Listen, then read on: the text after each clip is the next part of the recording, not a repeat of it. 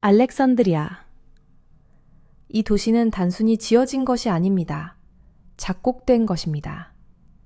마치 돌, 물, 그리고 야망으로 이루어진 복잡한 교향곡처럼 말이죠. 기원전 48년의 소리에 귀 기울여 보십시오. 이곳의 공기에서는 소금과 오래된 양피지의 맛이 납니다. 바로 지식의 향기입니다. 대도서관은 세상의 지성으로서 우뚝 서 있으며 별들의 비밀과 대지의 기하학을 담은 두루마리들을 보관하고 있습니다. 하지만 이 신성한 전당 밖에서 도시에서는 다른 냄새가 납니다. 피냄새, 그리고 배신입니다. 프톨레마이오스 왕조는 스스로를 집어삼키는 혈통입니다. 근친상간과 형제 사례로 얼룩진 가문이며 권력은 베개 밑에 숨겨진 칼과 같습니다. 그리고 이 독사들의 소굴에서 한 소녀가 태어납니다. 클레오파트라입니다. 그녀는 훗날 로마인들이 묘사하게 될 그런 유부가 아닙니다. 아직은 아닙니다. 그녀는 합자입니다. 다른 공주들이 보석으로 치장할 때 그녀는 언어로 자신을 무장합니다. 7개 국어, 어쩌면 8개 국어일지도 모릅니다. 그녀는 시리아인들의 거칠고 모굴림이 강한 억양을 구사합니다. 그리스어의 서정적인 흐름도 이집트어의 리드미컬한 챈트도 완벽합니다. 그녀는 그리스 혈통 중에서 자신이 지배하는 백성들의 언어를 실제로 배운 최초의 인물입니다. 그녀는 글라디우스 검보다 더 날카로운 무기를 가지고 있습니다. 바로 그녀의 지성입니다. 하지만 나약한 남자들에게 지성은 위협이 됩니다. 그리고 그녀의 남동생 프톨레마이오스 13세는 매우 위험한 조언자들에게 둘러싸인 매우 유약한 남자입니다. 그들은 그녀를 몰아냅니다. 21살의 나이에 이집트의 여왕은 망명자가 됩니다. 시리아 국경으로 추방당한 것입니다. 사막의 모래가 피부를 따갑게 때리는 것을 느껴보십시오. 입술을 갈라지게 하는 건조한 열기. 그녀는 궁전도, 하인도, 사치도 빼앗겼습니다. 하지만 야망만큼은 빼앗기지 않았습니다. 그녀는 황무지의 모닥불 곁에 앉아 모래 언덕을 가로질러 울부짖는 바람 소리를 듣습니다. 그녀는 알렉산드리아에 새로운 인물이 등장했다는 사실을 알고 있습니다. 로마. 율리우스 카이사르가 자신의 적 폼페이우스를 쫓아듯 도착했습니다. 카이사르는 세계에서 가장 강력한 남자이며 지금 그는 그녀의 남동생 군대에 둘러싸인 채 바로 그녀의 궁전에 앉아 있습니다. 그를 만나는 것은 불가능합니다. 프톨레마이오스의 경비병들이 항구를 통제하고 있습니다. 그들은 도로를 장악했습니다. 여왕을 보는 즉시 죽이라는 명령이 내려져 있습니다. 그녀가 알렉산드리아에 발을 들여놓는다면 단 한마디도 하기 전에 목이 베일 것입니다. 하지만 클레오파트라는 걷지 않습니다. 흐릅니다. 마치 나일강처럼 말이죠. 밤입니다. 삼각주에 무겁고 습한 어둠이 깔려 있습니다. 작고 눈에 띄지 않는 상선 한 척이 강을 따라 미끄러지듯 내려옵니다. 배에는 엄청난 힘과 맹렬한 충성심을 가진 시칠리아인 아폴로도루스가 타고 있습니다. 그리고 어둠 속에 허름한 망토를 두르고 숨어있는 것은 바로 여왕입니다. 조용히. 아폴로도루스가 속삭입니다. 그의 목소리는 자갈처럼 낮고 긴장되어 있습니다. 강에는 왕의 순찰대가 득실거립니다. 노를 저을 때마다 죽음의 위험이 따릅니다. 그들은 유령처럼 검문소를 지나쳐 미끄러지듯 나아갑니다. 습기는 숨을 턱 막히게 합니다. 썩어가는 강풀과 진흙 냄새가 공기를 채웁니다. 8일 동안 그들은 도망자처럼 이동해 왔습니다. 알렉산드리아 항구, 거대한 궁전이 별들을 배경으로 그림자 요새처럼 그들 위로 솟아 있습니다. 그들은 정문으로 걸어 들어갈 수 없습니다. 눈에 띄어서는 안 됩니다. 클레오파트라가 아폴로도루스를 바라봅니다. 그리고 배에 실린 물건들을 봅니다. 곡물자루, 파피루스 두루마리, 양탄자들. 그 자루, 그녀가 명령합니다. 그녀의 목소리는 흔들림이 없고 두려움도 없습니다. 그것은 세탁물 자루입니다. 혹은 침구 덮개일지도 모릅니다. 역사가들은 수세기 동안 그것이 양탄자였는지 자루였는지 논쟁하겠지만 그 감촉은 변함이 없습니다. 거칠고 까칠까칠하며 두껍습니다. 먼지와 거친 삼배 냄새가 납니다. 여왕이시여, 아폴로도루스가 주저합니다. 이것은 채통에 맞지 않습니다. 생존의 채통 따위는 없다. 그녀가 대답합니다. 단단히 묶어라. 상상해 보십시오. 당신은 나일강의 여왕이자 이시스 여신의 현신입니다. 그런 당신이 어둡고 먼지투성이인 자루 속으로 기어들어 가고 있습니다. 그녀는 몸을 웅크립니다. 무릎을 가슴에 붙입니다. 공간은 비좁습니다. 어둠이 그녀를 삼킵니다. 유일한 빛은 기억 속에만 존재합니다. 내부의 공기는 뜨겁고 탁합니다. 천이 뺨을 긁으며 가렵고 따갑게 만듭니다. 세상이 기울어집니다. 그녀는 아폴로도루스의 거대한 어깨 위로 들어 올려집니다. 그녀는 그곳에 매달려 있습니다. 피가 머리로 쏠립니다. 이제 그녀는 앞을 볼 수 없습니다. 오로지 소리에만 의존해야 합니다. 아폴로도루스의 걸음걸이는 일정합니다. 쿵, 쿵, 쿵. 그녀는 천을 통해 그의 발걸음의 진동을 느낍니다. 그들이 궁전 안으로 들어서고 있습니다. 멈춰라! 경비병의 목소리입니다. 날카로운 이집터입니다. 자루 안에서 클레오파트라는 숨을 멈춥니다. 그녀는 미동도 하지 않습니다. 비좁은 자세로 인해 근육이 긴장되고 아파옵니다. 경비병의 갑옷이 부딪히는 소리가 들립니다. 청동 비늘이 스치는 소리. 그가 가깝습니다. 너무 가깝습니다.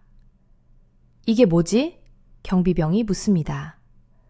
로마 장군을 위한 선물이야. 아폴로도루스가 퉁명스럽게 답합니다. 그는 지루하고 참을성 없는 척 연기합니다. 상인들이 보낸 거지? 창 자루가 자루를 쿡 찌릅니다. 창 끝이 클레오파트라의 갈비뼈를 아슬아슬하게 비껴 옆구리를 누릅니다. 그녀는 입술을 너무 세게 깨물어 피맛이 날 지경입니다. 단 한 번의 신음소리라도 낸다면 왕조는 여기서 끝납니다. 지나가. 경비병이 중얼거립니다. 그는 지쳐 있습니다. 세탁물이나 양탄자 따위에는 관심이 없습니다. 여정은 계속됩니다. 계단을 오릅니다. 각도가 바뀝니다. 그녀는 뒤로 미끄러지며 밧줄의 거친 매듭에 눌립니다. 심장이 갈비뼈를 때립니다. 감금된 침묵 속에서 광란의 북소리처럼 울립니다. 쿵, 쿵, 쿵. 궁전의 소리가 변합니다. 안뜰의 소란스러운 소음이 사라집니다. 내실의 고요함이 그 자리를 대신합니다. 공기가 더 서늘해집니다. 타오르는 삼나무와 값비싼 오일 냄새가 납니다. 장군께서 안에 계신다. 로마인의 목소리입니다. 절도 있고 낮습니다. 거기 두고 가라. 직접 전달해야 합니다. 아폴로도루스가 고집합니다. 이것은 깨지기 쉽거든요. 그들이 들어선 방은 느낌이 다릅니다.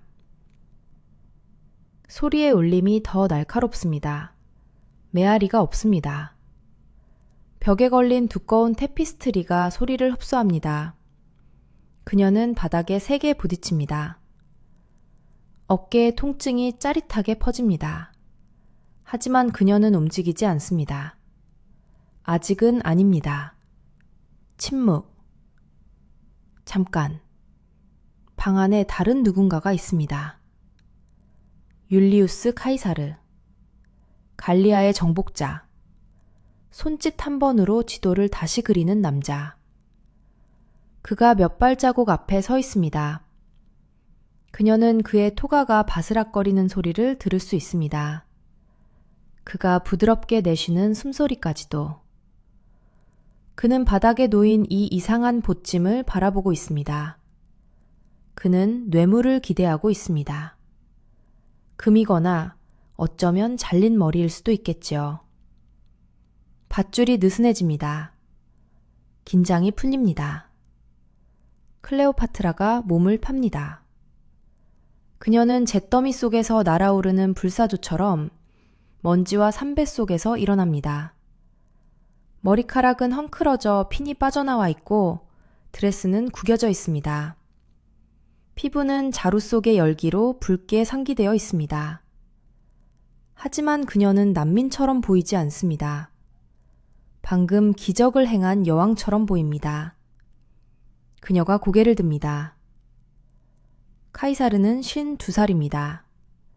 머리는 벗겨지고 눈매는 날카로우며 세상의 모든 것을 본 남자입니다. 하지만 이런 것은 본 적이 없습니다. 그가 응시합니다. 아이를 보는 눈빛이 아닙니다. 희생양을 보는 눈빛도 아닙니다. 그녀는 척추를 곧게 펴니다. 고통스러울 정도로 천천히 어깨에 묻은 보풀하기를 털어냅니다. 반갑습니다, 카이사르. 그녀가 말합니다. 그녀의 목소리는 낮고 침착하며 완벽하게 유창한 라틴어입니다. 로마 장군이 미소 짓습니다.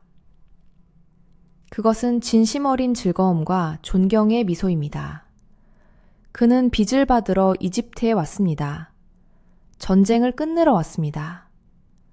하지만 세탁물 자루에 숨어 군대 전체를 뚫고 들어온 이 여인을 보며 그는 전쟁보다 훨씬 더 위험한 것을 발견했음을 깨닫습니다. 이 동맹은 잉크가 아니라 대담함으로 맺어진 것입니다. 1막이 끝났습니다. 여왕이 돌아왔습니다. 로마, 3월, 기원전 44년. 율리우스 카이사르의 가슴을 뚫고 들어온 칼은 단순히 동맹만을 끄는 것이 아닙니다. 세상을 지탱하던 끈을 끊어버렸습니다. 티베르강 건너편 카이사르의 별장에 머물던 클레오파트라는 혼란이 폭발하는 소리를 듣습니다. 그녀는 이집트로 도망치지만 독재자의 죽음이라는 그림자는 지중해를 건너 그녀의 배를 뒤쫓습니다. 시간이 흐릅니다. 3년이 지납니다. 로마 공화국은 죽었고 머리가 3개 달린 괴물로 대체되었습니다. 삼두 정치입니다. 그리고 동쪽을 바라보는 머리, 이제 그녀 왕국의 생존을 쥐고 있는 남자는 마르쿠스 안토니우스입니다. 타르수스, 오늘날의 터키입니다. 안토니우스가 그녀를 소환했습니다. 그는 그녀가 신하로서 도착하여 평범한 의뢰인처럼 자비를 구걸할 것이라 예상합니다. 굽신거리는 여왕을 기대하고 있습니다. 그녀는 그에게 여신을 선사합니다. 시드누스 강의 소리를 들어보십시오. 오늘은 물소리가 들리지 않습니다. 행진의 소리가 들립니다. 그녀의 바지선이 시야에 들어옵니다. 아름다움의 괴물과도 같습니다. 선미는 두드려 만든 금으로 덮여 있어 태양빛을 받아 관중들의 눈을 멀게 합니다. 돛은 캔버스가 아니라 보라색 실크입니다. 너무나 희귀하고 비싸서 염료값만으로도 왕국 하나의 가치가 있습니다.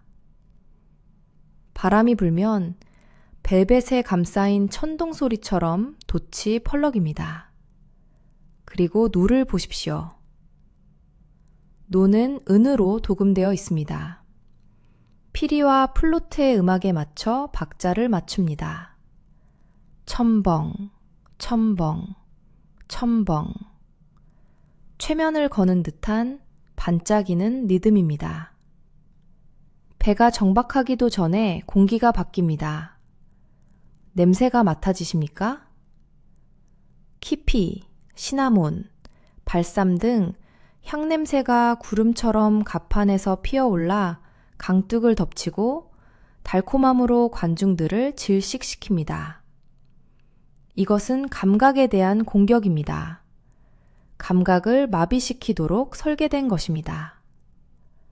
클레오파트라는 아프로디테로 분장하고 금색 천막 아래 누워 있습니다. 큐피드로 분장한 소년들이 부채질을 합니다. 바다의 요정으로 분장한 하녀들이 밧줄을 다룹니다. 와인, 전쟁, 그리고 여자라는 단순한 취향을 가진 남자 마르쿠스 안토니우스는 단순히 감명받은 것이 아닙니다. 그는 완전히 압도되었습니다. 그는 자신의 죄에 대해 답하라고 여왕을 불렀습니다. 하지만 대신 비너스 여신이 강을 거슬러 올라와 그에게 저녁 식사를 제안한 것입니다. 동맹은 쾌락으로 봉인됩니다. 그 뒤를 잇는 것은 독보적인 삶을 사는 자들의 모임입니다. 10년의 과잉. 그들은 식초에 진주를 녹여 마십니다. 밤에는 변장을 하고 알렉산드리아 거리를 활보합니다. 그들은 통치자가 아니라 지상에 강림한 신들처럼 행동합니다. 그녀는 그에게 새 아이를 낳아줍니다. 그녀는 그의 전쟁 자금을 대기 위해 나일강에 불을 제공합니다. 그 대가로 그는 로마로부터 그녀를 보호해줍니다.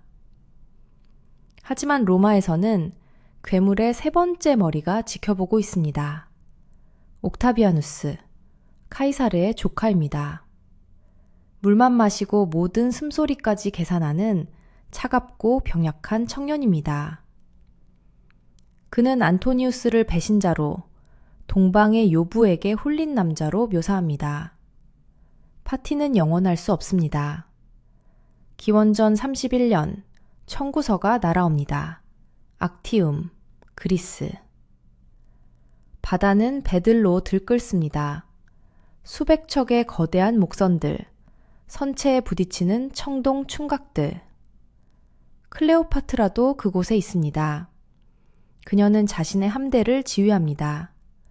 하지만 바다는 시체들로 막혀 있습니다. 전세는 그들에게 불리하게 돌아갑니다. 그녀는 함정이 닫히는 것을 봅니다. 옥타비아누스의 제독 아그리파가 안토니우스의 무겁고 느린 배들을 압도하고 있습니다. 그녀는 선택을 합니다. 역사가들이 2000년 동안 논쟁할 선택입니다. 겁쟁이의 도주인가? 아니면 전투는 졌고 왕조는 살아남아야 한다는 냉철한 계산인가? 그녀는 후퇴 신호를 보냅니다. 60척의 배가 돛을 올리고 전선을 뚫고 공해로 달아납니다. 그리고 안토니우스는, 그 위대한 장군은, 기병대의 대장은, 그는 수평선 너머로 사라지는 그녀의 보라색 돛을 봅니다. 그리고 무너져 내립니다. 그는 부하들을 버립니다. 명예를 버립니다. 그는 작은 갤리선에 뛰어올라 그녀를 뒤쫓습니다. 그는 3일 동안 그녀의 배 선미에 앉아 머리를 감싸준 채 아무 말도 하지 않습니다. 부서진 남자입니다. 그들은 승리가 아니라 종말을 기다리기 위해 알렉산드리아로 돌아옵니다. 옥타비아누스는 서두르지 않습니다. 그는 다가오는 겨울처럼 천천히, 필연적으로 접근합니다. 그의 군단이 도시를 포위합니다. 올가미가 조여옵니다. 비극적 오해의 순간입니다.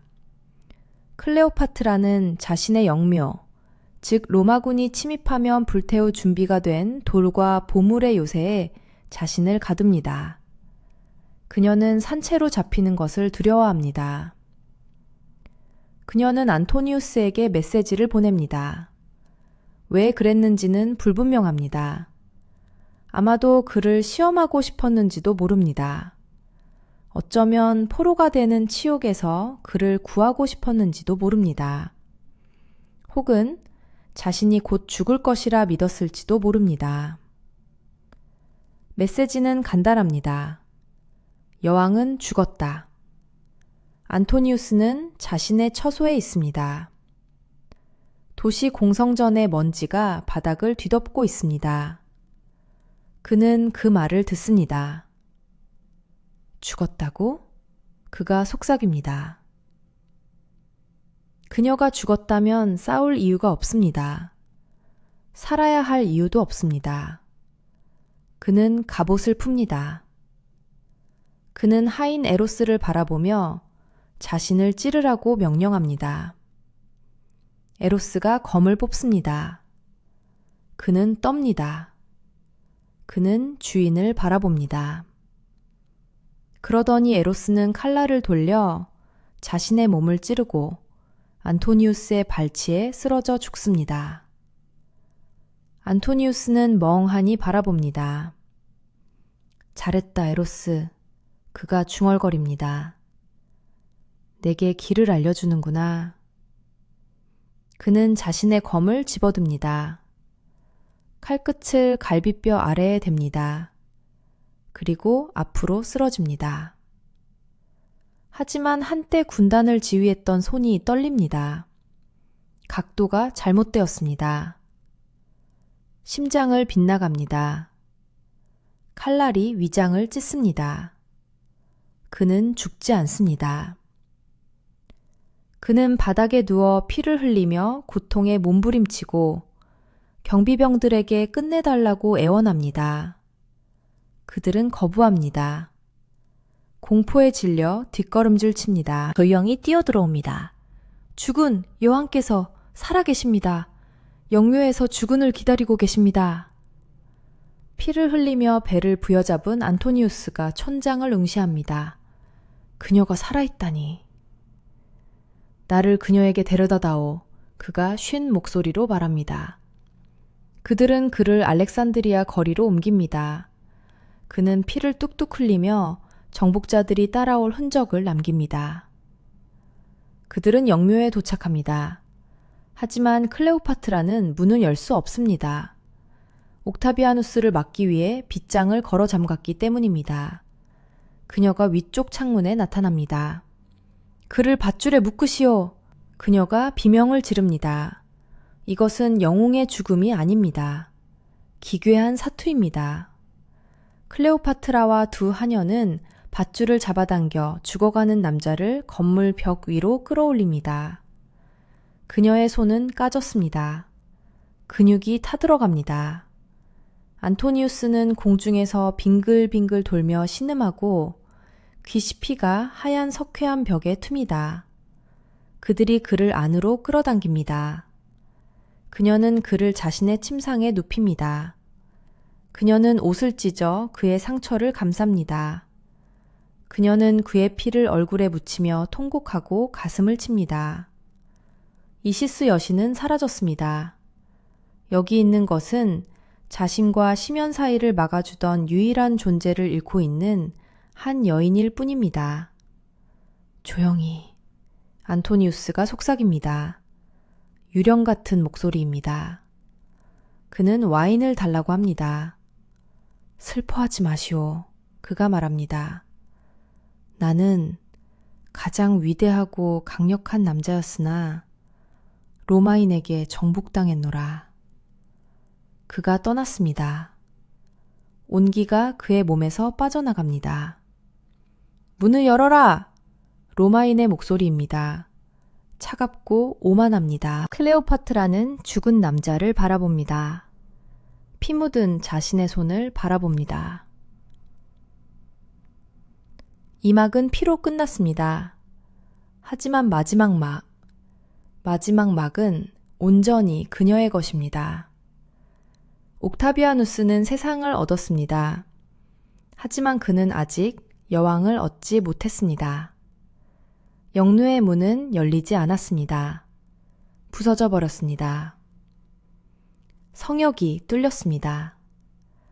클레오파트라는 안토니우스의 싸늘한 시신 위에 서 있습니다.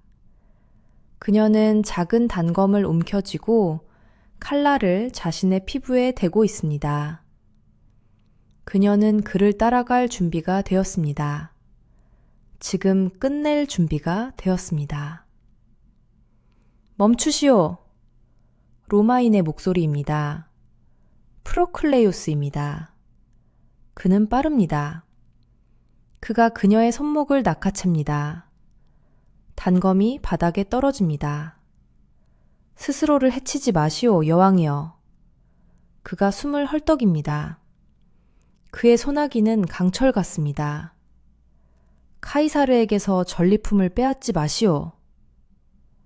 그의 전리품. 그 단어가 피와 죽음의 냄새로 가득 찬 탁한 공기 속에 무겁게 걸려 있습니다. 그녀는 더 이상 군주가 아닙니다. 자산입니다.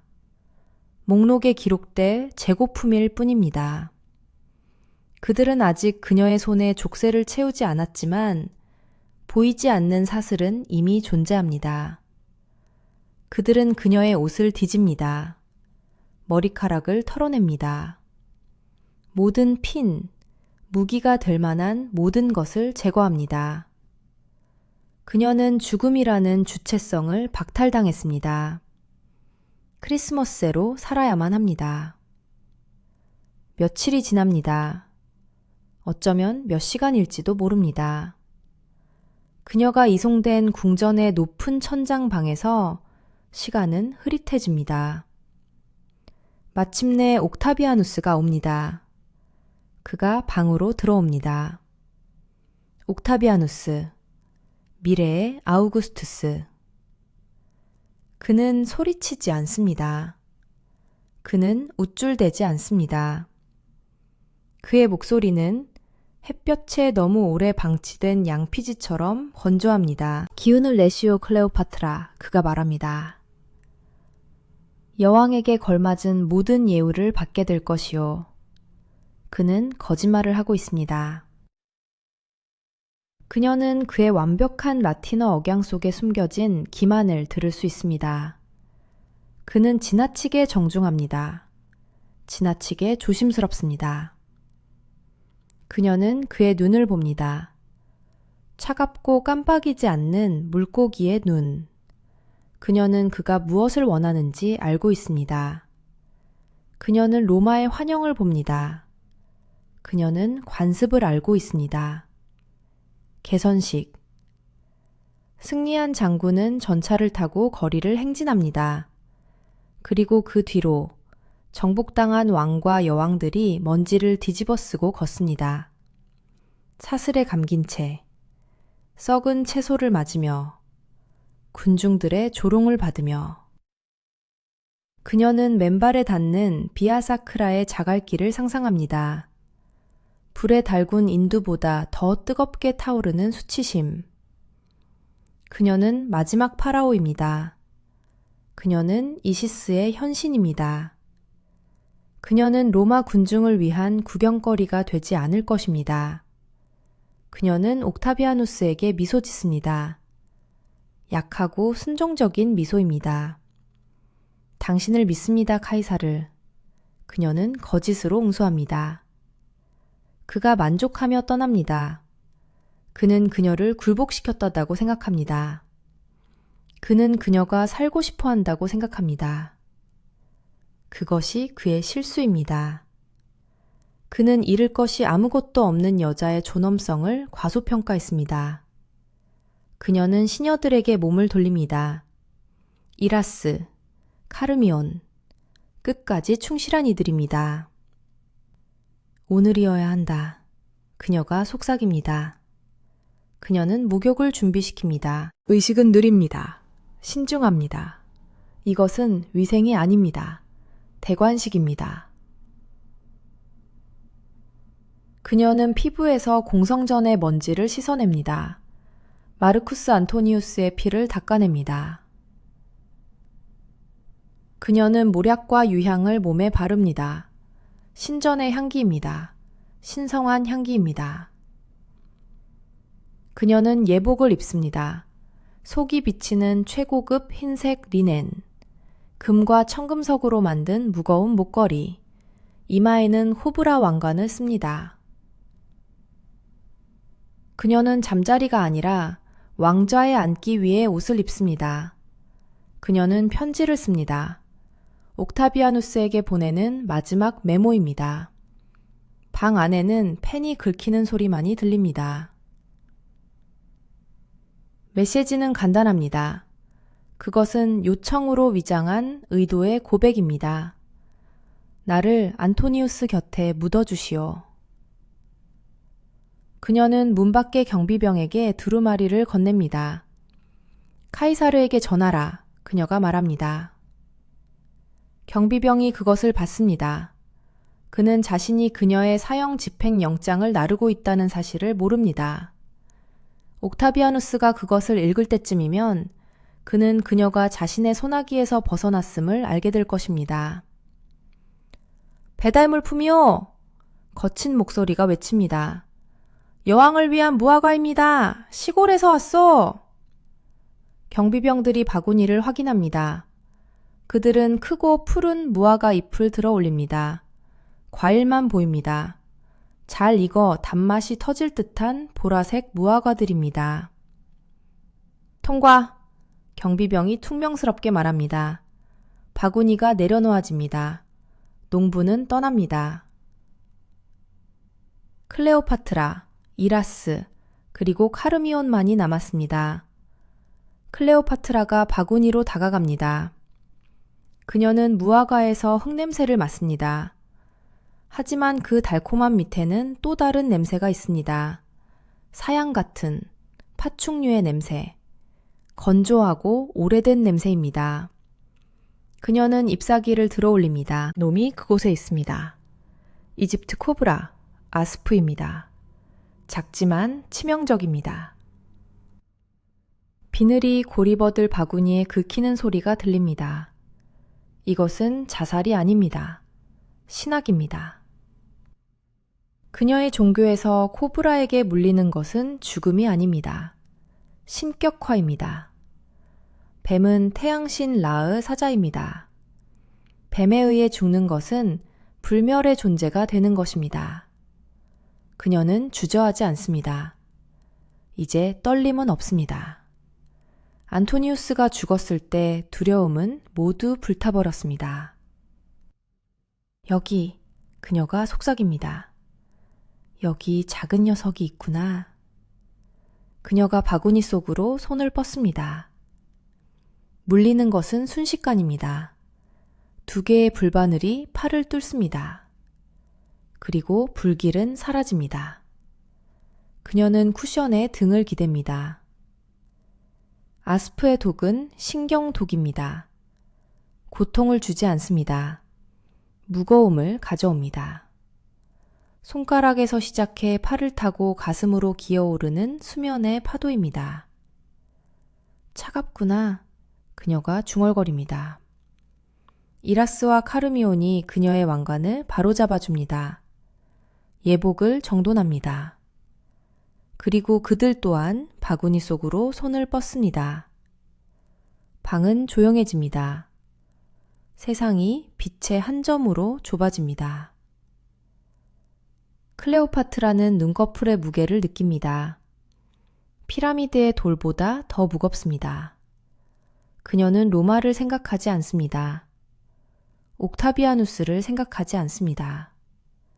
그녀는 나일강을 생각합니다. 별을 비추는 물결을 생각합니다. 그녀는 침묵을 생각합니다. 여왕이다! 여왕을 확인해! 옥타비아누스의 부하들이 들이닥칩니다. 그들이 멈춥니다. 미끄러지듯 멈춰섭니다. 그들 앞의 광경은 범죄 현장이 아닙니다. 하나의 예술 작품입니다. 클레오파트라는 황금 침상에 누워 있습니다. 잠을 자는 것처럼 보이지만 그 고요함은 절대적입니다. 이라스는 그녀의 발치에서 죽어가고 있습니다.